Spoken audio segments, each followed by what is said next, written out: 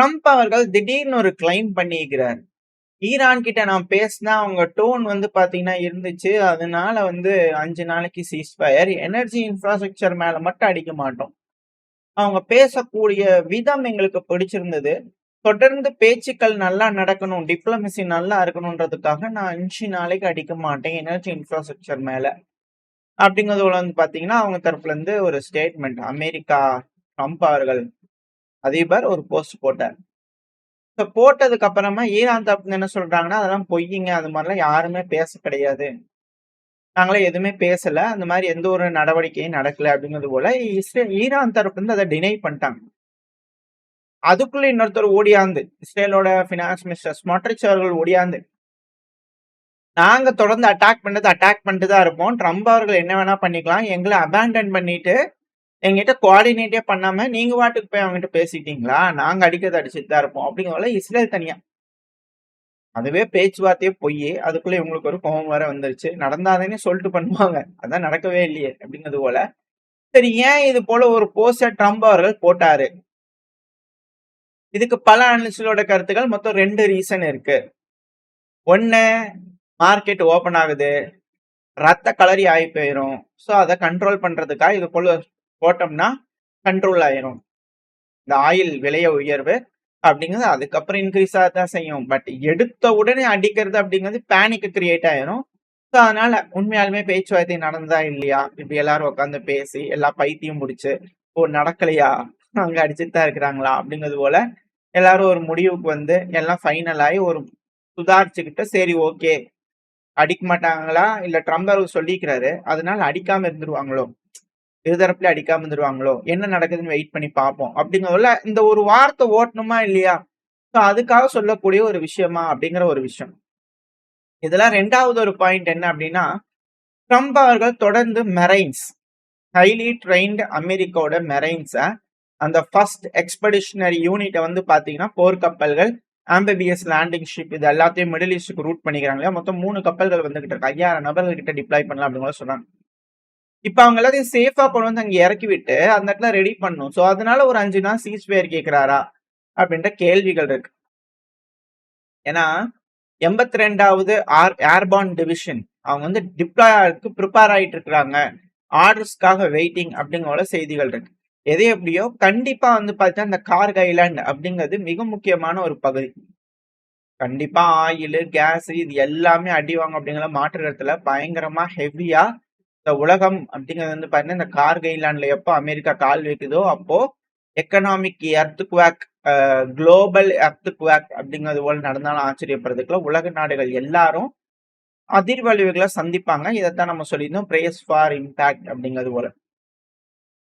So ஒருவேளை இதை நெகோசியேஷன்ங்கிறது பாத்தீங்கன்னா ஒரு டிசப்ஷன் டெக்னிக்கா பண்ணா யூஸ் பண்றாரா, சும்மா பேச்சுவார்த்தை டிப்ளமசிங்கிறதே பாத்தீங்கன்னா அவரை பொறுத்த வரைக்கும் டைம் வாங்குறதுக்கு தான் யூஸ் பண்ணிட்டு இருக்காரு அப்படிங்கிறது போல. உண்மையாலுமே அவருக்கு என்ன நினைச்சிருக்காரு அப்படிங்கிறது தெரியல அப்படிங்கிறது போல பல அனலிஸ்டோட கருத்துக்கள். சரி, ஏன் அந்த கார்க் ஐலாண்ட் அப்படின்ற கேள்விகள் வருது இல்லையா, இதெல்லாம் எல்லாரும் சொல்லக்கூடிய ஒரு விஷயம் தான். நம்மளும் சொன்னதுதான், நம்ம போன பதிவுல சொல்லியிருந்தோம். நடக்கக்கூடிய விஷயங்கள் அதுக்கு பின்னாடி என்னெல்லாம் நடக்கலாம் அப்படிங்கிறதுக்கான அனாலிசிஸ் பார்க்கலாம்னு சொல்றேன். இதுல இந்த கார்க் ஐலாண்ட் ஏன் இந்த அளவுக்கு இம்பார்ட்டன்டா இருக்கு, அமெரிக்காவோட வீரர்கள் தரையிறங்கி அங்க உள்ள போய் சண்டை பிடிச்சே தீரணுமா, உலகமே பேரழிவை சந்திக்கும் சொல்றாங்களே, அப்படி இருக்கும்போது ஏன் இதை செய்யணும் அப்படின்னா 90% ஈரானோட க்ரூட் ஆயில் எக்ஸ்போர்ட்டுங்க அங்க நடக்குது. ரஃபா 1.5 இருந்து 1.7 மில்லியன் பேரல்ஸ் ஒரு நாளைக்கு ஈரான் அந்த ஐலாண்டை யூஸ் பண்ணி பாத்தீங்கன்னா ட்ரேடு பண்றாங்க. அந்த தீவுங்கிறது பாத்தீங்கன்னா பெரிய பெரிய டேங்கர்ஸ் பாத்தீங்கன்னா போய் நின்று பெட்ரோலை ஏத்திக்கிட்டும் போறதுக்கும் சௌரியமா இருக்கக்கூடிய ஒரு பகுதி. ஏன்னா இதே நீங்க கடலோர பகுதிகள் அப்படின்னா பாத்தீங்கன்னா ஆழம் கம்மியா இருக்கும். ஸோ ஆழம் கம்மியா இருக்கிறதுனால பெரிய பெரிய கப்பல்கள் அங்க போய் டாக் ஆகி எடுக்கிறதுங்கிறது சிக்கலாயிரும். சின்ன சின்ன கப்பல்கள் வழியா தான் கொண்டு பெரிய கப்பல்களுக்கு லோடு பண்ற மாதிரி இருக்கும். அது சிக்கல். இது போல காரணத்துக்காக தான் அந்த தீவு பாத்தீங்கன்னா ஒரு போர்ட் மாதிரி ஒரு ஒர்க் ஆயிட்டு இருக்கு. பல டேங்கர்ஸ் அங்க போய் அதிகப்படியான ஆயில எடுத்துக்கிட்டு எல்லாம் பண்ணிட்டு போறதுக்கு சௌரியமா இருக்கு.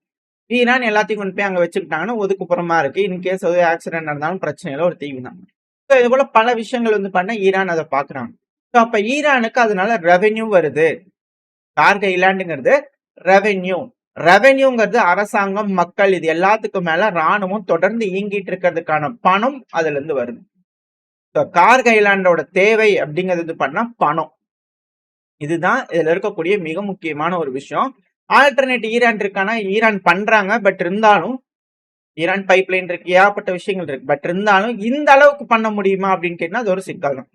ஏன்னா நம்ம சொன்னதுதான் ஆழம் கம்மியா இருக்கு, பெரிய பெரிய கப்பல்கள் போகாது, வேற போர்ட் வழியா பண்ணலாம்.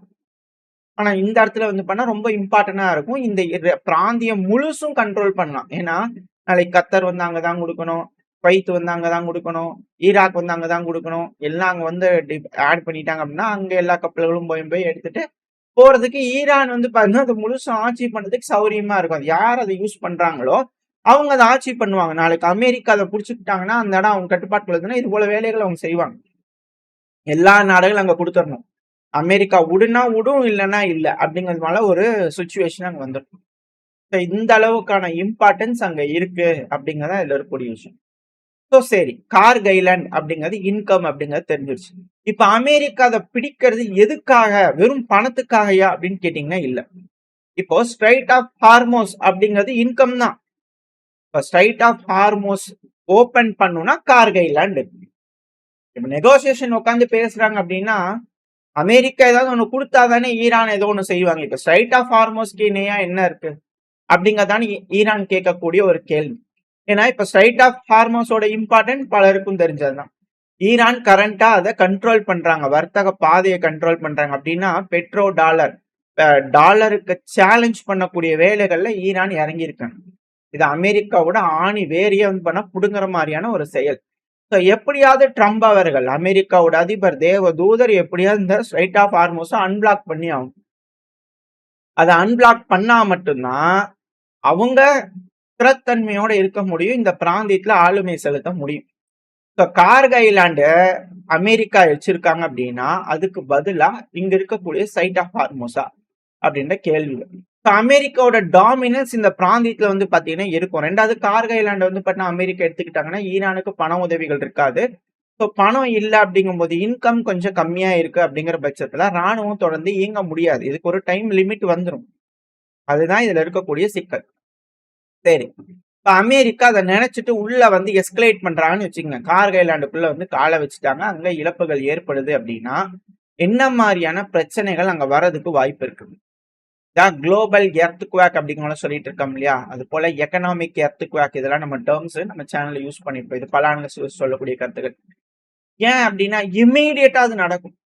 இம்மீடியட்டா எக்கனாமிக் ஷாக் ஆகும், உலகம் ஃபுல்லாவே அது நடக்க வாய்ப்பு இருக்கு. அதுக்கு அந்த இம்பாக்ட ரெடி ஆகிறதுக்கு தான் இந்திய தரப்புல இருந்து, நம்ம ஒரு உதாரணத்துக்காக சொல்றோம், கேஸ் எல்லாம் வந்து பாத்தீங்கன்னா இப்ப இருந்தே லாக்டவுன் சினாரியோ மாதிரி ரெடி ஆயிட்டு இருக்காங்க நம்மளோட அரசாங்கம். ஏன்னா கண்டிப்பா அடிச்சுக்குவாங்க, வேற வழியே இல்ல, அதை அவங்க பேசி முடிச்சுக்கிற வரைக்கும் நம்ம ப்ரிப்பேர் ஆகிக்கணும் அப்படிங்கிறதுக்காக ரெடி ஆயிருக்கும் அப்படிங்கறத இதுல இருக்கக்கூடிய விஷயம்.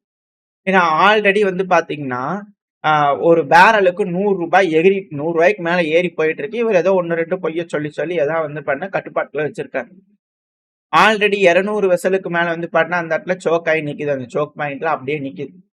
நார்மலா 20% வேர்ல்டு ஆயில், ஃபெர்டிலைசரு, ஏகப்பட்ட விஷயங்கள் வந்து பாத்தீங்கன்னா அந்த கல்ஃப்ல இருந்து தான் வந்து பண்ணா வெளியே வந்துட்டு இருக்கு. ஸ்ட்ரைட் ஆஃப் ஹார்மோஸ் வழியா வெளியே வந்துட்டு இருக்கு. ஸோ இது பிளாக் ஆகிறதுனால, எல்லா பக்கத்திலையும் ஹெவியா அடிச்சுக்கிறதுனால குளோபல் ரெசெஷன் அப்படிங்கிறது வந்து பண்ணா மிக பெரும் அளவுல ரிஸ்கா இந்த இடத்துல இருக்கு. ஏன்னா சப்ளை செயின் கொலாப்ஸ் ஆகுது. சப்ளை செயின் கொலாப்ஸ் ஆகுறதுனால குளோபல் ரிசெஷன் வந்து பண்ணா அதிக அளவுல வேகமா வர்றதுக்கான வாய்ப்புகள் இருக்கு. இம்மீடியட்டா பல நபர்களுக்கு வேலை போகும். அதாவது அது சார்பா இருக்கு. இப்போ உடனே உதாரணத்துக்கு சொல்றேன், இப்போ நீங்க டைல் எல்லாம் வந்து பாத்தீங்கன்னா மேனுஃபேக்சர் பண்றது க்ளோஸ் பண்றாங்க அப்படின்னா டைல் கம்பெனில இருக்கிறவங்களுக்கு எல்லாம் வேலை இருக்குமா?